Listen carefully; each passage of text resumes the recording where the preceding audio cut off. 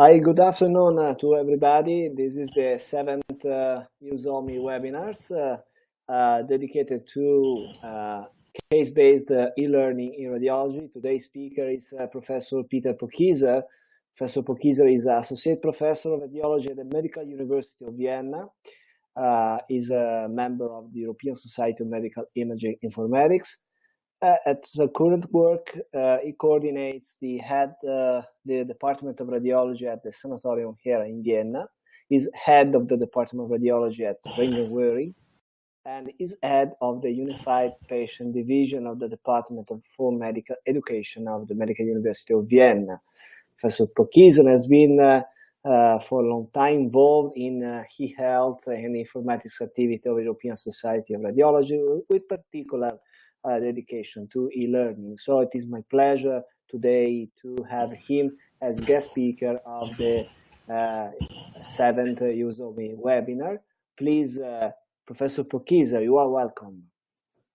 Thank you, Daniele. Emanuele, we have now a couple of time to discuss a very interesting topic. Case-based e-learning in radiology is much more than showing cases, especially since the cases in radiology are very suited to be communicated because of their the easy way to store and to manipulate. The background and objectives of this lecture are to present my personal teacher's perspective for radiologic and interdisciplinary case-related medical education, and to present examples of local and international blended learning projects and to discuss their current status of development. Further, to discuss the relation of the individual teacher to the free internet, local institutions, national and international societies, and public health corporations. So we think about cases, but usually we have to transfer them to somewhere and we integrate them into actions. And we have to know where our online resources are coming from. So basically, I do divide them in two very important main groups, which have very much different qualities. They're unspecified online resources controlled by individuals, companies, and any kind of groups. One may call that the free internet.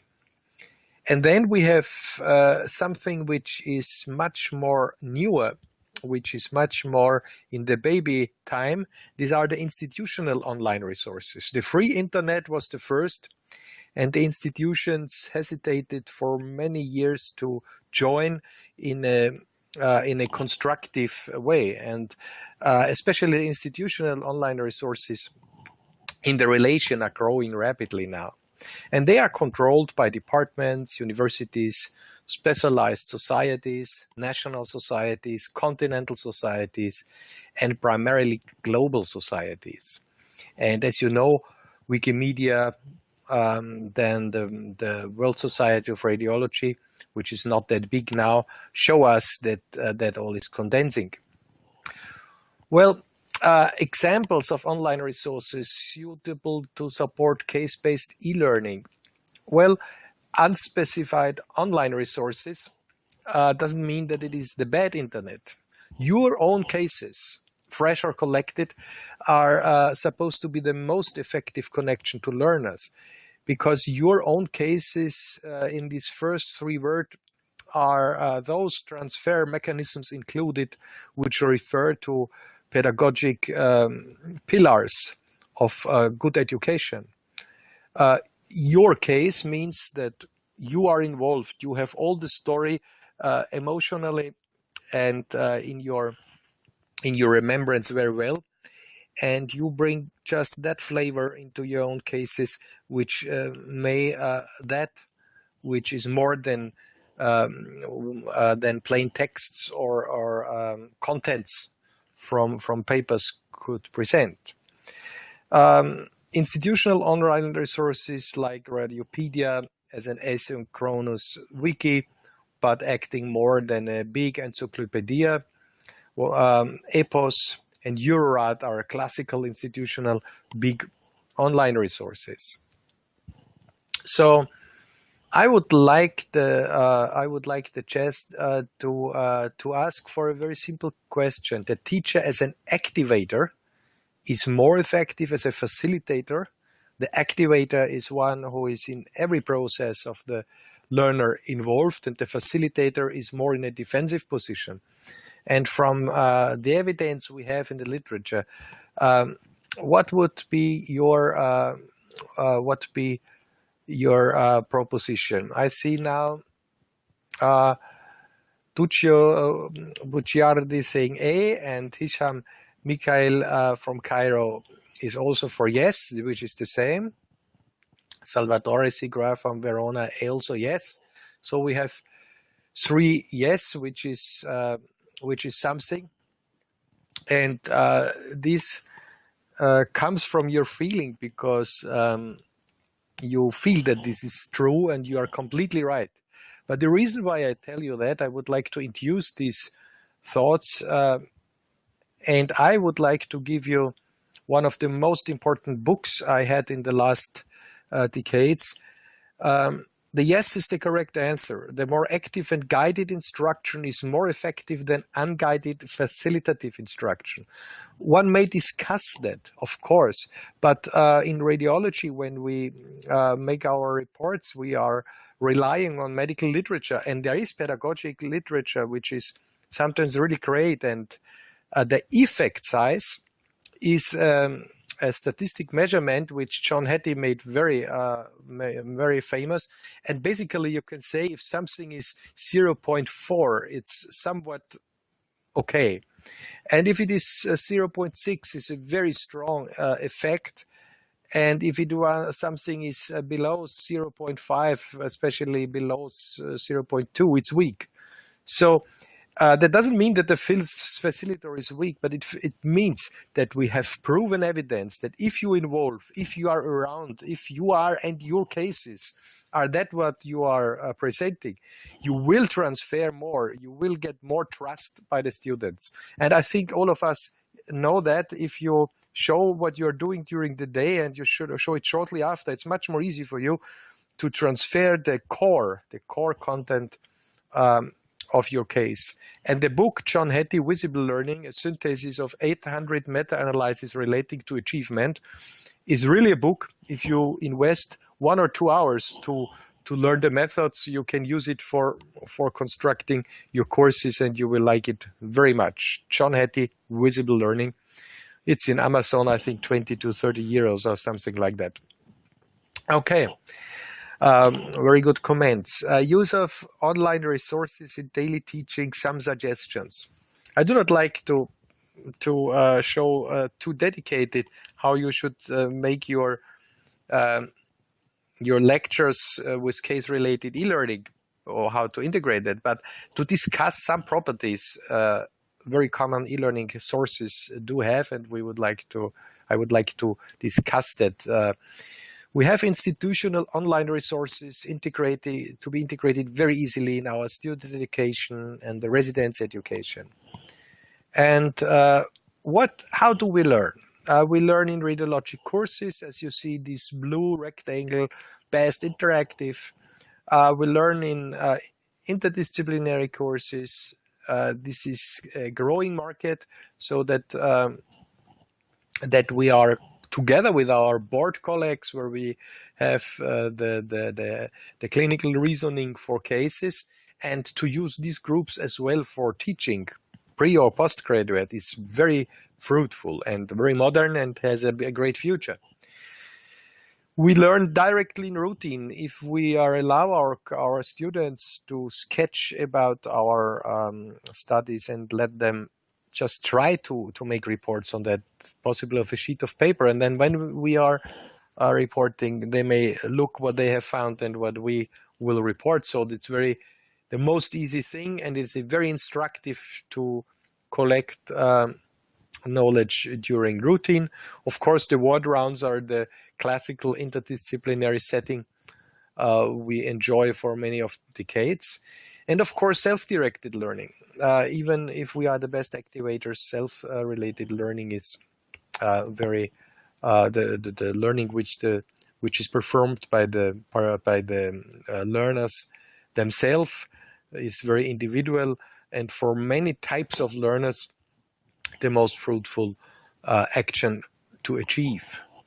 So I think most of you know Radiopedia. This is an asynchronous, non-for-profit wiki, which is a very successful encyclopedic collection of cases. It's a beautiful case collection, and they have very good articles. So even for high standard postgraduate case presentations, I like very much to use Radiopedia and also to refer to it. It has many short cases, an article, and is suited for almost all types of courses. So this is really a great achievement of radiology to have this great group. EPOS is not directly a case collection, but if you have a case of a certain kind of topic and you take one of an EPOS multimedia poster to edit so that the people should learn from that, it's an incredible big treasure. And this is, well, it is high level, deep information, but additionally there's many in EPOS, many anatomic posters and graphics.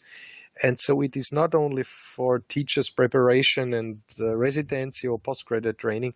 You can use it as well in some cases for students. So another very important thing is EuroRad. I didn't have an extra point for ESR blog, but EuroRad is a scientific case collection, which is, let's say, the most famous in the world. But these are scientific case presentation. So it is really something very special, and is very good suited for residency training, for scientific purpose, but for students as well. If you take the appropriate level, and there is a test teaching mode in EuroRad, and it's a very specific and high class collection. It is not for the quick overview, but for deeper insights. Our team here, the people who are online, you have a certain kind of purpose. So again, I would like to invite you for the blog, so that you create an idea what you mainly want to do by case-based e-learning. So I would like to know from you in the chat what your personal intention is, to create the personal cases with your own storage, computer or cloud, or to create cases for a department or faculty, or to create cases to go for international interaction, maybe individual, society, commercial, or none of that. And if none, please specify in the chat. So I would give some 30 seconds and would be interested if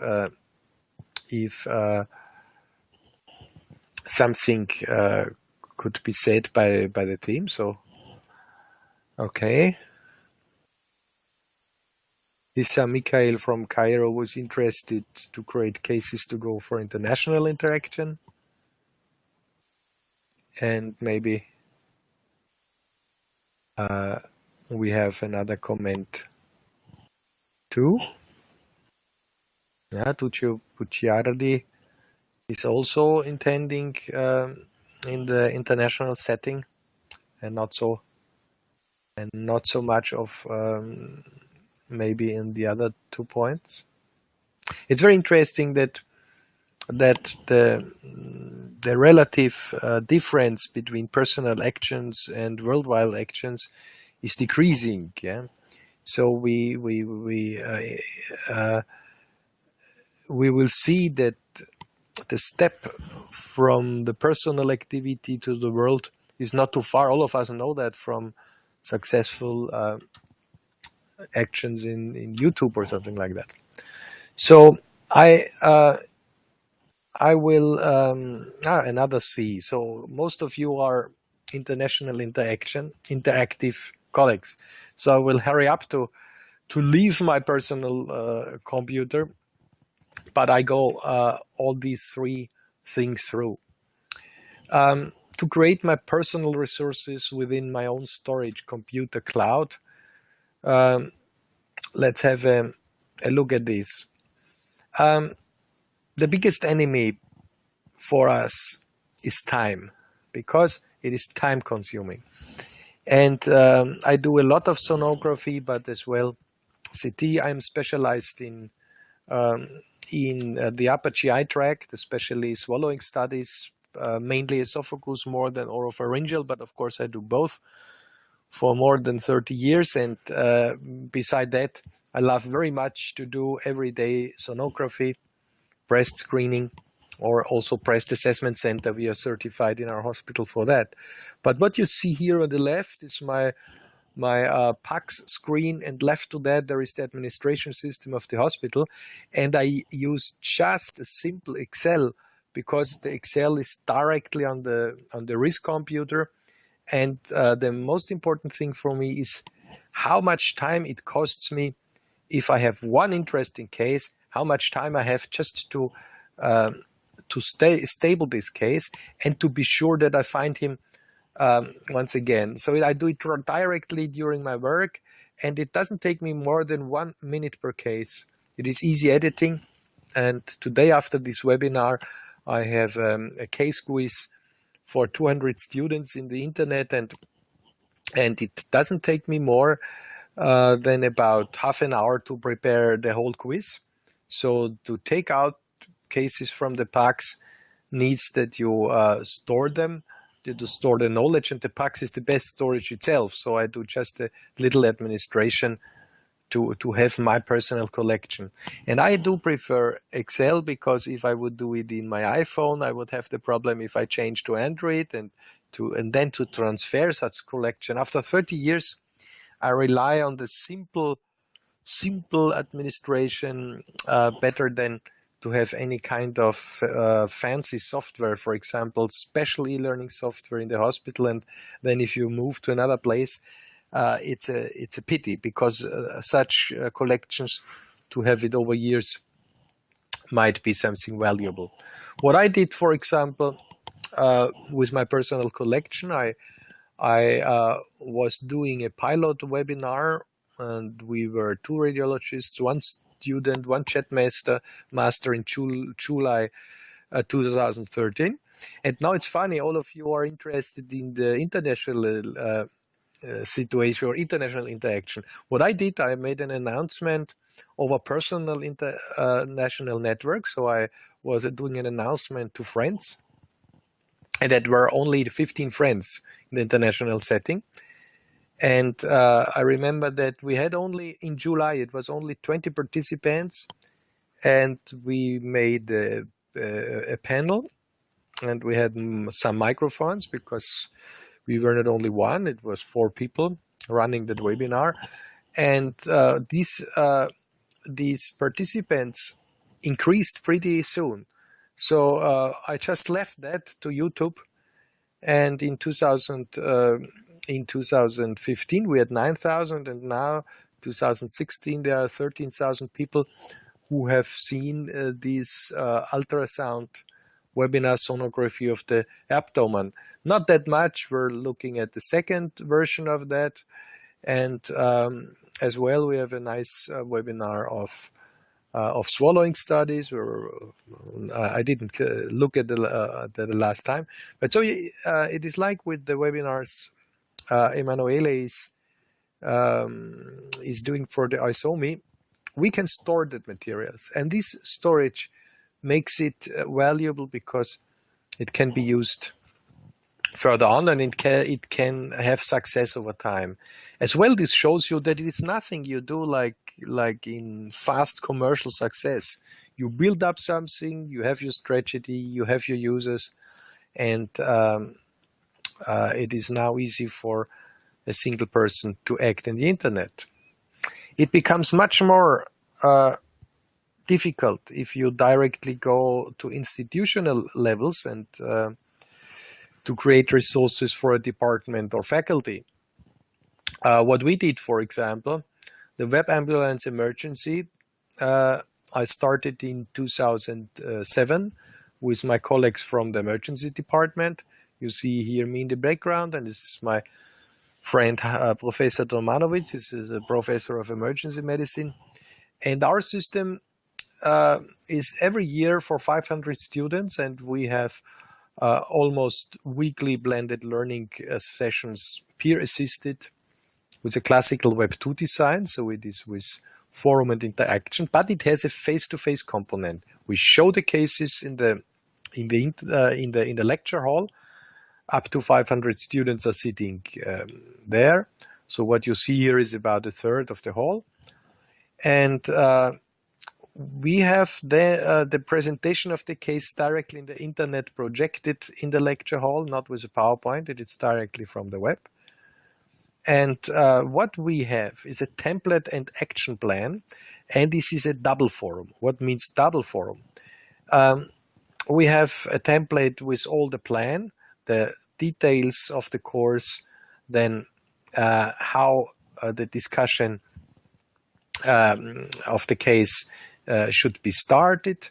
So this, for example, was a vomiting patient, and the start has a date and has an hour and as well a place. So it is like a little congress. And the start is with a review plan, and the end is 1 week, and it's same time. And then you see the double forum. When the students click on one case, they access directly the case and can have free forum contribution. And the red case is the must button. They have to answer 2 questions to this case. So it is a mixture of a course, a practical course, where they have to give contribution, and free forum.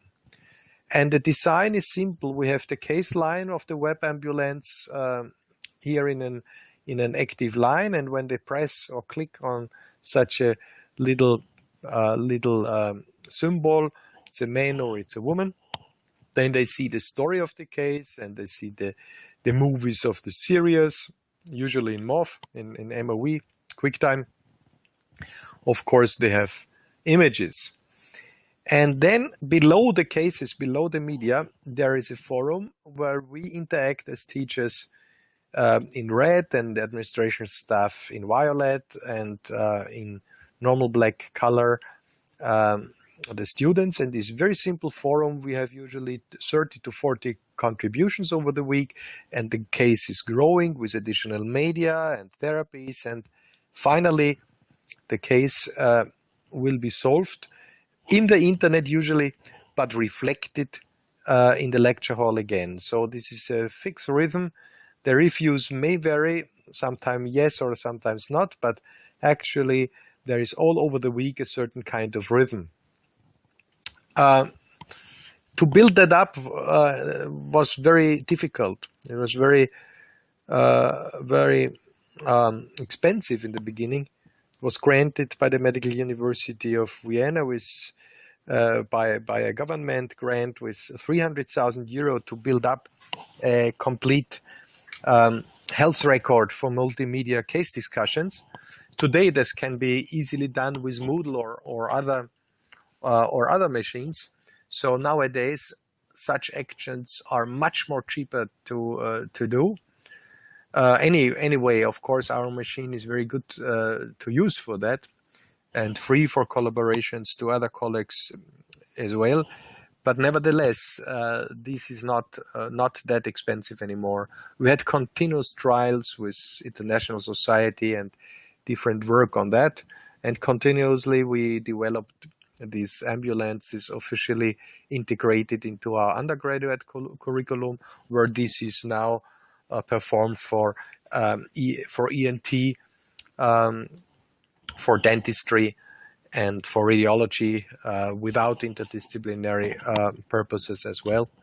So this also such models, if you do something with your university, that can be developed further for international actions as well. I will show you later on.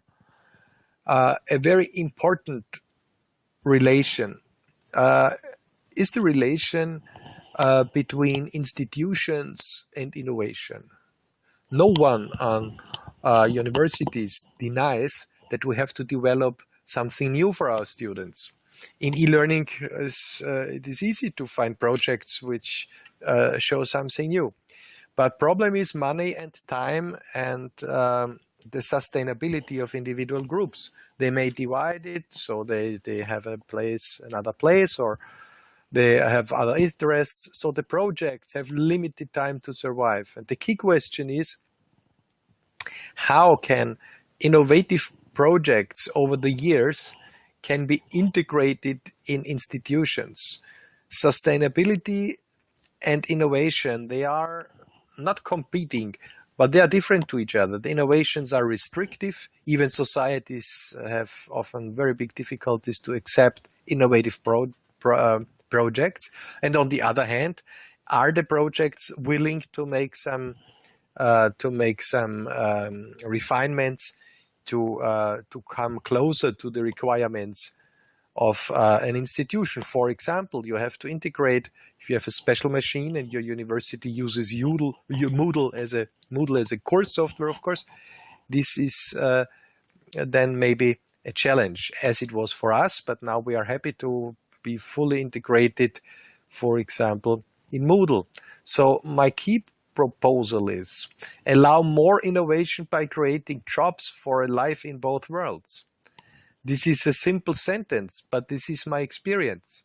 We have dedicated staff which was allowed to be closed to projects for more than 10 years. After the project development, it became more and more routine, and out of a project there was the job, but for people already working at the university. So we had the opportunity from our institution, from the Medical University in Vienna, to turn a whole group of workers from an institution of the Department for Medical Education directly to concentrate. And without this allowance, if the administrators are only administrating the work of teachers or academic teachers, then the projects will fail to join institutions' sustainability. Only if we have staff which is dedicated to help academics to join from the project to the institution, but not by administration, by directly editing our e-learning contents, because the electronic is always something. And after you have found a way to use it and you have a strategy to do your case-related e-learning in a kind of collection, in a kind of courses, then you need something who really supports your editorial content work. And there is the lack usually. Usually they allow everybody to use some kind of administration, but I think the academics are left alone without enough staff. This is against the join of projects and innovation at the moment. And as you know, if you have a grant for 5 years, a European project or something, when they are out, also the sustainability of a method maybe could be gone. So to go further a little bit, creating your local e-learning resources and then more international interaction, individual with societies or commercial. I will show you an example. I'm working for more than 30 years in the area of dynamic radiology of swallowing disorders. And what we did, we founded a European society some years ago. And this society, as the ESR or other societies, is meeting annually. And it's a very interesting society because it is very active, very young, and is interested in the educational model requiring continuous development based on evidence. And they wanted to have something between their annual meeting to go further. And this is my working group. That's me, and Evelyn Grossman is this famous type of dedicated university staff, for example, dedicated to case-related learning. She's working for more than 10 years and was starting from zero into that business. She was photographer and working on the graphic group of our educational department, and became application specialist, and is now demanded in a lot of courses to be the consultant and other learn how to do. Alexander Hirsch is a student, medical student, and has a job in our department as well, in part-time, of course. And Michaela Wagner-Mergin is associated professor of psychology, not medical psychology. Her interest is also pedagogy, and she is a researcher in that and helping us in new designs of our courses.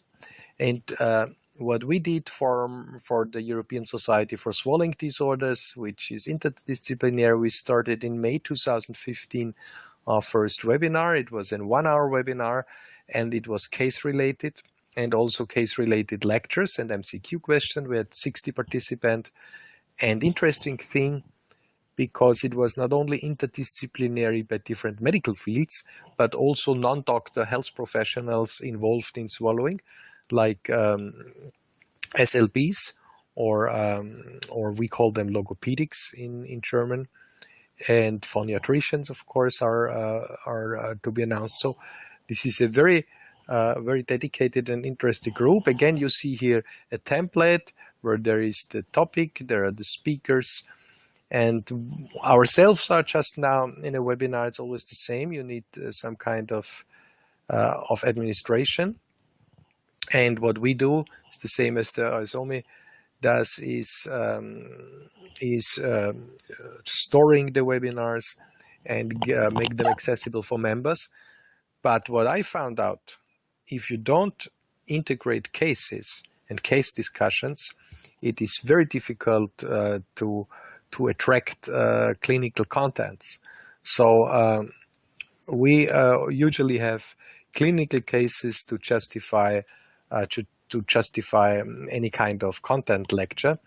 And this is not the case for topics like this topic, but it is mandatory for almost all clinical part of education, because case-related learning allows us to concentrate on experience. And experience is the only evidence which is not reflected in the evidence schemes of usual content of papers, even if they are educational papers. So experience is the holy treasure of the individual person or groups. This webinar style we have there is that we have an annual meeting, and we have around 6 events per year, where we are around 90 minutes together. We are referring our webinars live. So the interdisciplinary team flies to Barcelona and is recorded as a group. So we do interdisciplinary group webinars, which is it's a little bit more expensive, but the way to go for interdisciplinary groups. Another model we do have is the ÖSO Foundation. It is a UNESCO-related foundation focusing on the esophagus, yeah, and there are around over 20 fields involved, from biology and surgery, internal medicine, and they meet every 2 years, and we have now bi-monthly cases without webinars, and we have interdisciplinary participants. It's again the same machine we use as we have in the University of Vienna. And this is a blend of board. They are usually difficult cases. We have a very great community from all continents in the world. And it is very scientific, of course. There are rare cases. And so the collection we are starting in 2009 is beautiful. It's free, accessible, and there are few people involved just to let the cases go. So there is not a big team. It's just 7 to 10 people who are involved at all. But the main case team, we are 3. So from the individuum to the global space, it's usually a smaller step than it was 20 years ago. Here you see us, our society, on the meeting 2013 in the headquarter, and this is also connected to Geneva, and we are working together with the campus Biotech in Geneva, where they have enormous experience with e-learning together with Africa. So the conclusion of my talk, I hope I didn't talk too long for you, but concluding of case-related learning, how to find the best case material and tutorials for your medical students. Firstly, free online resources have to be integrated into your courses pertinent to their strengths. If you like to have a case tutorial and you use Radiopedia, just indicate which cases are suiting to your students, residents, or more advanced postgraduate courses. Second, your cases and your experience are exactly the treasure what students never will find in the internet. This is the basis for your teaching. And the third thing I would like to state in the end, local and global e-learning are converging. The step from individuum to the big space becomes smaller and smaller. So thank you for attention, and I'm open for questions from the chat. Okay. Thank you very much, Peter, for your lecture and for this nice view of the Elba Isle in Tuscany. It's part of our region. Are there any questions from the audience? Yes, there is a big question. Peter, I think you can see. Yeah. Yeah, thanks for the excellent lecture from Ishan Michael from Cairo. Like you said, case-based teaching is one of the best way for teaching. I believe case discussion sessions with the presence of the resident is very important, but international expert opinion is also required. So, do you think for medical legal issues and inter-institutional rounds for case presentation, could it be feasible one day? That's the question of Michael from Cairo. Yeah, I think it is feasible as well today. We have our worldwide case discussions with the society, World Society, or specialized on esophageal diseases. We have pseudonymized cases. I mean cases where I know who the patient was, and I can refer to that if there is something new, maybe some years later. But usually we just have them anonymized, even if they are pseudonymized. But I tell you that is no problem. If you don't have a legal problem, you don't show the name of the patient, or nobody can find the real identity of the patient if you do it in an academic way. But nevertheless, you can anonymize any patient from the PACS. So of course it could be also to have inter-institutional case rounds, and you can let the patient opt in. In any country, you may find a legal paper where you can say, I would like to discuss your case with an international team, and I am responsible for that, what I do, and I would record that so that I have it on store. And the others who discuss with me, they are as well responsible. And if the patient signs, they are very happy if you discuss their situation with famous or other colleagues. And I think it is feasible. I think it can be done to have interinstitutional rounds. I'm sure that it will be a nearer future, not only one day. It will be in near future. And you can buy. It is now a very there are many active groups, especially of course in the United States, but as well in Europe, who offer for a certain kind of money such actions, but my personal interest is the academic exchange and the general hospital exchange. And there we have to wait a little bit. Thank you. Peter, there's another comment from Lucio Buccicardi. Webinars like this are also a very effective learning tool. Let's say yes. I would say yes. No?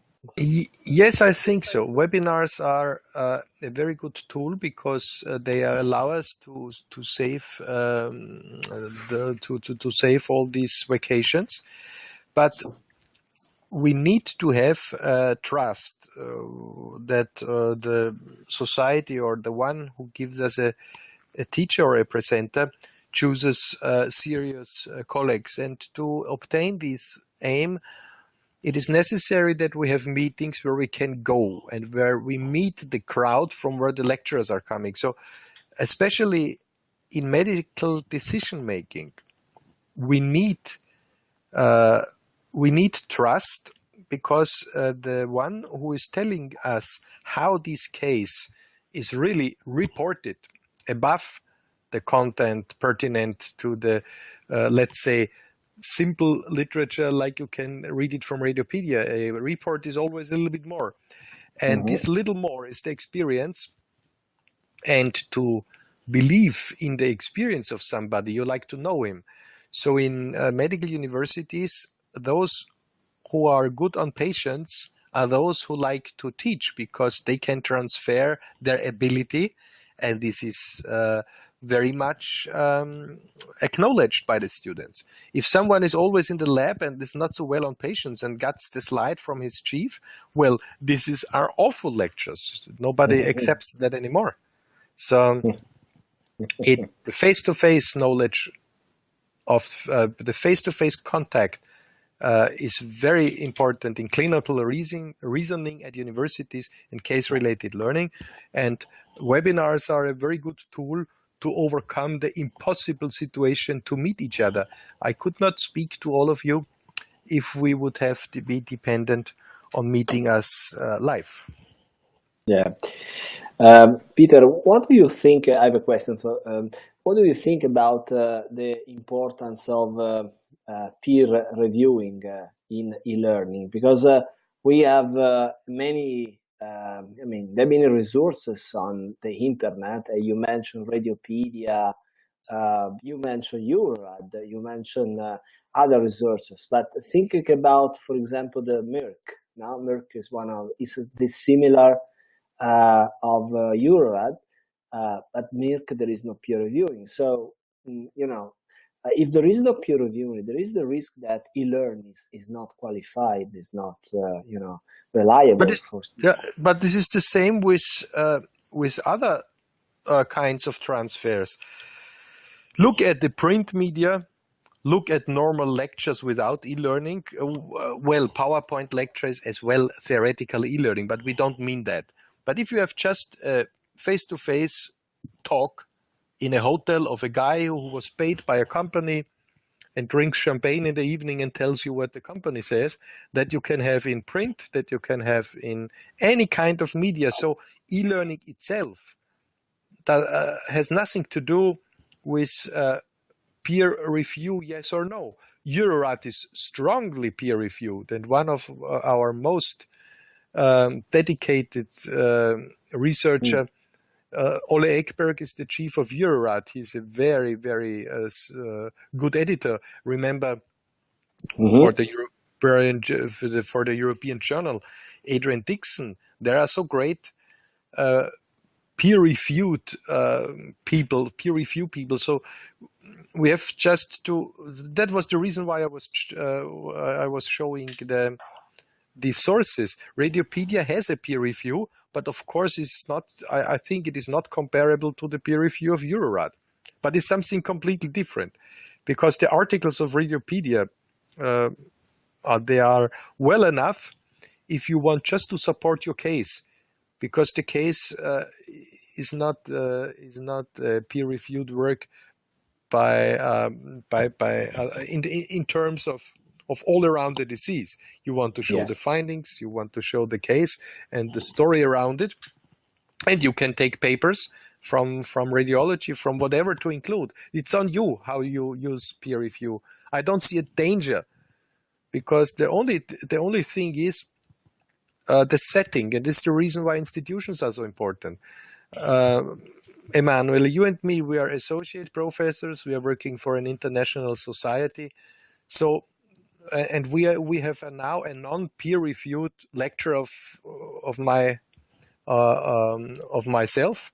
Yes. And so and everybody knows what it is. So e-learning is transparent. If it is Dr. XY, then it's not peer-reviewed. It's Dr. XY. Maybe it is very good, but I don't see any danger because I expect that from my colleagues, that they have the ability to judge sources. Patient cannot. They need the institutions. They have difficulties. Yeah? Absolutely. Okay. Are there any other questions, comments for Professor Pokieser? Okay, no other questions, I see. So I think it's time to go to the conclusion of this webinar, and I would like to thank Professor Pokieser for his availability to give the webinar. Thank you very much, Peter. I thank for the invitation. And so I would like to remind that all the webinars are available on YouTube at the Usomi web channel, Usomi YouTube channel. So it's very easy to find. Just click on YouTube Usomi and you can find the Usomi channel, so you can subscribe the channel and see all the webinars. This webinar will be available within 1 hour, at least just the time to upload it. Everything is being recorded. Actually all webinars are freely available for everybody, but soon will be restricted to the members of the society, and therefore I suggest and I would like to invite the attendees to download the membership application and become members of the Usomi Society. Next webinar will be given by Professor Siegel from the United States, will be about personalized medicine and other topics, very important topics. So thank you again, Professor Pokieser, and see you for the next Usomi webinars. Bye-bye. Thank you.